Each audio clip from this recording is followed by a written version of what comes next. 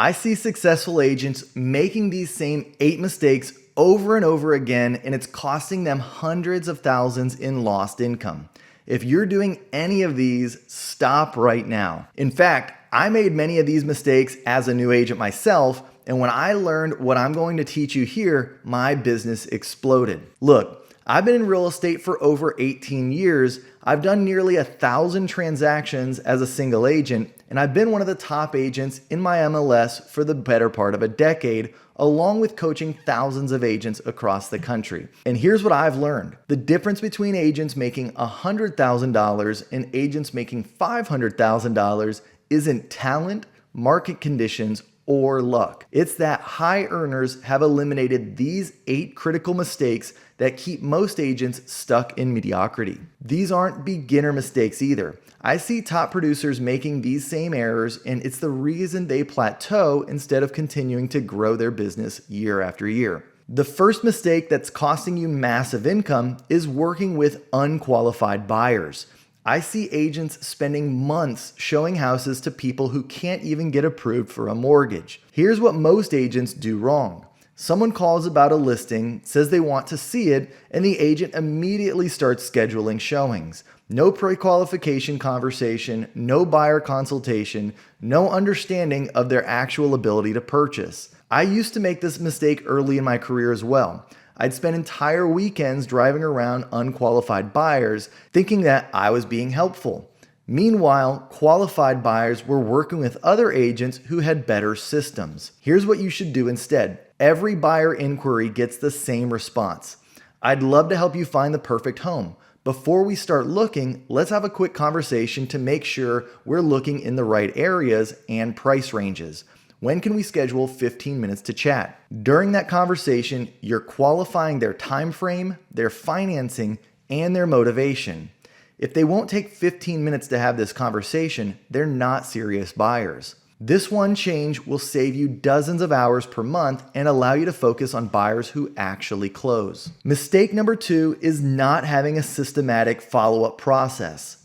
Most agents are one-and-done communicators. They have a conversation with a prospect, maybe send one follow-up email, and then move on to the next lead. But here's the reality. Most people aren't ready to buy or sell right now. They're 6 to 18 months out from making a decision. If you don't have a system to stay in touch with them, they'll forget about you and work with whoever contacts them when they're ready. I see agents spending thousands on lead generation, but having no system to nurture those leads long term. It's like filling a bucket with holes in the bottom. Here's what you need. Every person you talk to goes into a CRM system and gets regular follow-up communication. At minimum, they should get a weekly email from you with market updates and valuable insights. But beyond that, you need trigger-based follow-up. If someone says they're thinking about selling in 6 months, you need a system that reminds you to call them in 4 months to check in. The agents making the most money aren't necessarily the best at generating new leads. They're the best at converting the leads that they already have through a systematic follow-up. The third mistake is competing on commission instead of value. I see agents immediately dropping their commission when they face any objection or competition. Here's what happens. You go on a listing appointment, the seller mentions they're interviewing other agents, and you panic. You think the only way to win is to offer a lower commission than your competition. But here's the problem. When you compete on price, you attract price-focused clients. These are the clients who will question every decision you make, demand discounts from service providers, and generally make your life miserable. Plus, when you discount your commission, you're telling the seller that your services aren't worth full price. You're devaluing yourself before they even have a chance to. Instead of competing on commission, compete on value and results. Show them your marketing plan, your track record, your process for getting homes sold quickly, and for top dollar. I never discounted my commission in 18 years when selling real estate. When sellers would bring up commission, I would say, I understand commission's important to you. Let me show you why my clients are happy to pay full commission for the results that I deliver. Then I'd show them my average days on market, my list to sale price ratio, and testimonials from past clients. Value always beats price when you present it correctly. Mistake number 4 is trying to be everything to everyone instead of specializing in a niche. I see agents marketing themselves as full-service realtors who work with buyers, sellers, investors, commercial clients, and everything in between. But here's the problem. When you're everything to everyone, you're nothing to no one. You can't build expertise, you can't create targeted marketing, and you can't charge premium prices. The highest earning agents I know are all specialists. They're the luxury home expert, the first-time buyer specialist, the relocation expert, or the investment property guru. When I was actively selling, I specialized in a very specific area of the San Antonio market called Stone Oak. I knew every neighborhood, what each HOA included, and what the average prices were for every single home. And so when somebody wanted to buy or sell a home in this area, I was the obvious choice. This specialization allowed me to charge premium commissions because I provided specialized expertise that generalist agents couldn't match. So pick a niche, geographic, demographic, or property type and become the go-to expert in that area. Your marketing becomes more effective, your referrals increase, and your income goes up. The 5th mistake is poor time management and not prioritizing income-producing activities. I see agents spending hours on social media, administrative tasks, and busy work while neglecting the activities that actually generate income. Here's the reality. There are only 4 activities that directly lead to closings: prospecting for new business, going on listing appointments, showing properties to qualified buyers, and negotiating contracts. Everything else is either supporting these activities or it's a distraction. I used to coach agents to track their time for 1 week and categorize every activity as either income producing or non-income producing. Most agents were shocked to discover that they were spending less than 20% of their time on activities that actually generate revenue. Here's what you should do. Block out specific times for income producing activities and protect that time like your life depends on it. I recommend 4 hours of prospecting every morning, appointments in the afternoon, and administrative work in the evenings or on the weekends. If you're not spending at least 50% of your time on income-producing activities, you're sabotaging your own success. Mistake number 6 is not tracking your key performance indicators.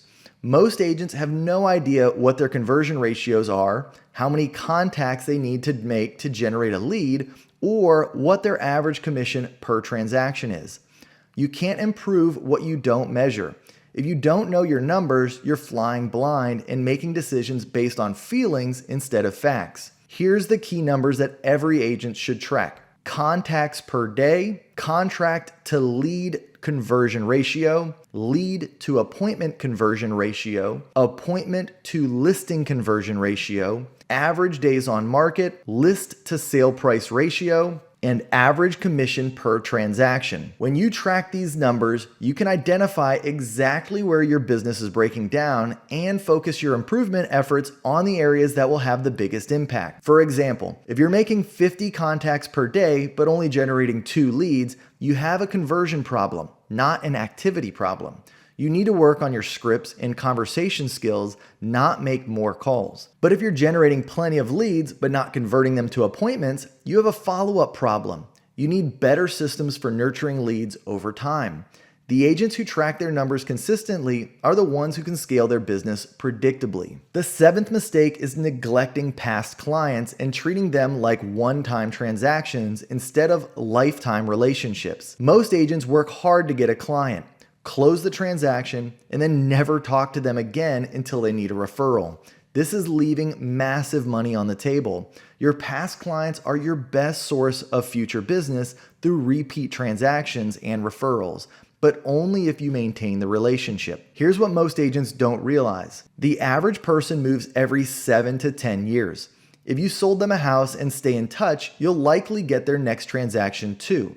Plus, satisfied clients refer an average of 2 to 3 people per year if you maintain the relationship. But here's the key. You can't just reach out when you need something. You need to provide ongoing value and stay genuinely connected to their lives. I had a system where every past client got a weekly email with market updates, a handwritten birthday card, a holiday card with family photos, a personal call every 6 months just to check in, and this wasn't about selling them something. It was about maintaining our genuine relationship. And because of this system, 60% of my business came from past clients and referrals. Your past clients already know, like, and trust you. Don't let these valuable relationships go to waste. The eighth and final mistake is not investing in personal development and thinking you can succeed with the same skills that got you started. I see agents who've been in the business for 5 to 10 years using the same scripts, the same processes, and the same strategies they learned in their first year. Then they wonder why their business has plateaued. The real estate industry is constantly evolving. Technology changes, buyer behavior changes,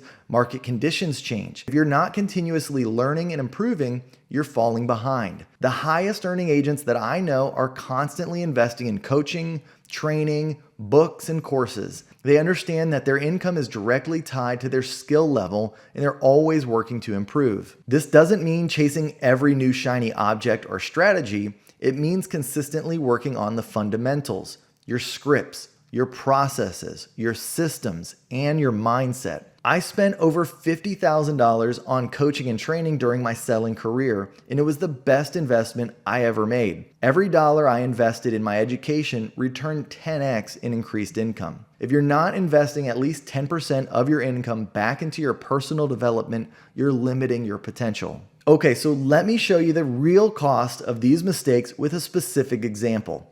I had a coaching client who was making $150,000 per year, but was making 6 out of these 8 mistakes. She was working with unqualified buyers, costing her 15 hours per week, had no follow-up system, losing 80% of her leads, and was competing on commission, reducing her average commission by $1,500 per transaction.